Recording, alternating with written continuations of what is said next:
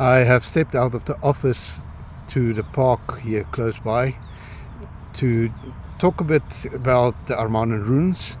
We have established so far that the Armanen Runes are not a wild figment of imagination. It is based on the Younger Voertuig as its firm base, as well as 2 runes from the Elder Voertuig. We also showed that what makes the Armanen Runes unique is its connection with the Havemal and how it's connected with the 18 charms of the Havemal. Now, why is that important?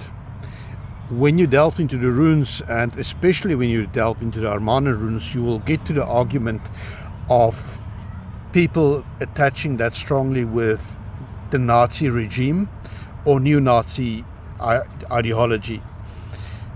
What I'm trying to accomplish with these 2 things that I've related to is to state that the Armanen Runes are not connected to any of those 2 things in itself, because the Havemal is coming from a far further down the line or earlier source, as well as the Younger Voertuig. So if people take it along the way and misappropriate it, which did happen, it does not mean the source is also evil or racist or anything of that type. It's important to understand that the Armanen Runes comes from a rich history, a rich background, and that's what we base it on. We have to look at history, and we have to look at the criticism that is dealt against people like Guru von List and his followers, who wrote a lot of folkish elements. But that was their interpretation of their time. It wasn't necessarily what it was when you look at those sources and go back to the source itself.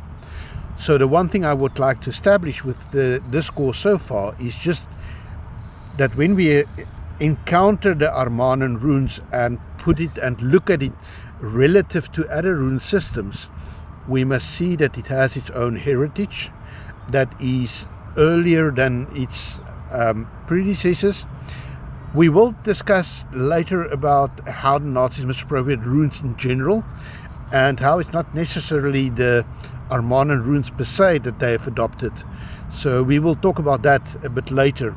But for now, understand that the Armanen Runes are runes in their full right, with a pre-Nazi history and attachment that's much stronger, and where we have to go back to if we want to start practicing the Armanen Runes and understand what it brings to the table as a magical divination, self-empowerment, self-development system.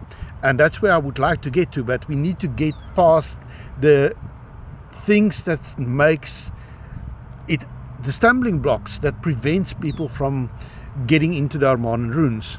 And these are of the arguments that we have to address first. So I am glad if anybody takes a journey with me and follow it as it unfolds naturally.